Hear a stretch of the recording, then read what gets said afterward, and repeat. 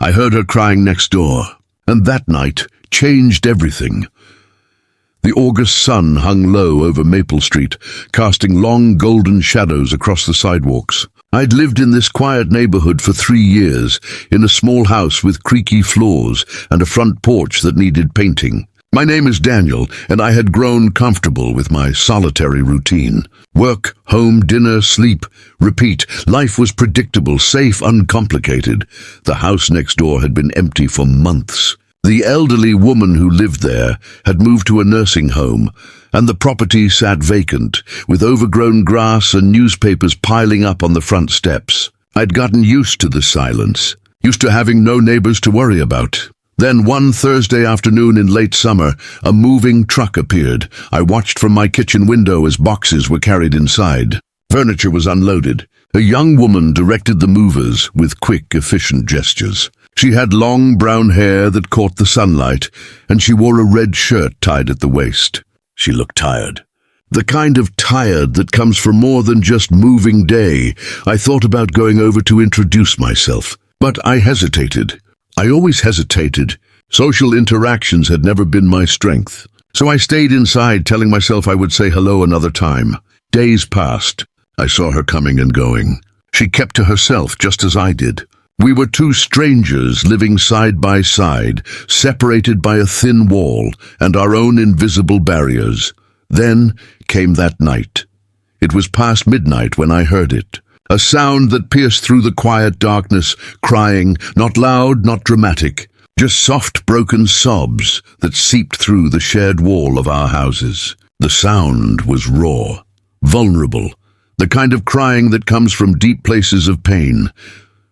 I lay in bed, staring at the ceiling, listening. Part of me wanted to ignore it, to pull the pillow over my head and pretend I heard nothing. That would have been easier. That would have been safer, but something stopped me. Maybe it was the loneliness I recognized in those tears. Maybe it was the memory of my own dark nights when I had cried alone with no one to hear. Whatever it was, I found myself getting out of bed. I stood in my dark bedroom for a long moment, uncertain. What was I doing? I barely knew this person. She was a stranger. This was none of my business. But the crying continued. I walked downstairs, my bare feet cold against the wooden floor. I stepped outside into the warm night air. The street was empty, silent except for the distant sound of crickets and the occasional car passing on the main road. I stood on her front porch, my hand raised to knock, frozen in hesitation. What would I say? What if she was angry at the intrusion? What if I made everything worse? The crying had stopped. I almost turned away, almost went back to my safe, quiet house. But then I knocked. 3 soft taps on the door. Silence. I waited, my heart beating faster than it should. I was about to leave when I heard footsteps. The porch light flickered on. The door opened slowly. She stood there, her eyes red and swollen. Her hair was pulled back in a messy ponytail. She wore an oversized sweatshirt and looked at me with a mixture of surprise and embarrassment. "I'm sorry," I said quickly. "I'm Daniel, from next door. I heard. I wanted to make sure you were okay." She stared at me for a moment, and I saw her eyes begin to fill with tears again. She tried to smile, but it crumbled. "I'm sorry," she whispered. "I didn't think anyone could hear." "It's okay," I said softly. "You don't have to apologize." She wiped her eyes with the sleeve of her sweatshirt. "I'm Emma," she said. I'm having a really bad night," I nodded. "Do you want to talk about it? Or, I don't know. I could just sit with you. Sometimes that helps." She looked at me with surprise, as if kindness from a stranger was something foreign, something unexpected. Then slowly she opened the door wider. "Would you like some tea?" she asked. "Sure," I said. "That sounds good." Her kitchen was still half unpacked. Boxes sat stacked in corners. The counter was cluttered with dishes and moving supplies. She put a kettle on the stove and pulled 2 mugs from a cabinet. We sat at her small kitchen table, and for a while neither of us spoke. The kettle began to whistle. She poured the hot water, and the smell of chamomile filled the room. "I moved here to start over," she finally said, staring into her mug. "I left a bad relationship. A really bad one. And I thought I was doing fine. I thought I was strong enough to handle it alone. But tonight, Tonight I just felt so scared, so lonely. I listened, my hands wrapped around my own warm mug.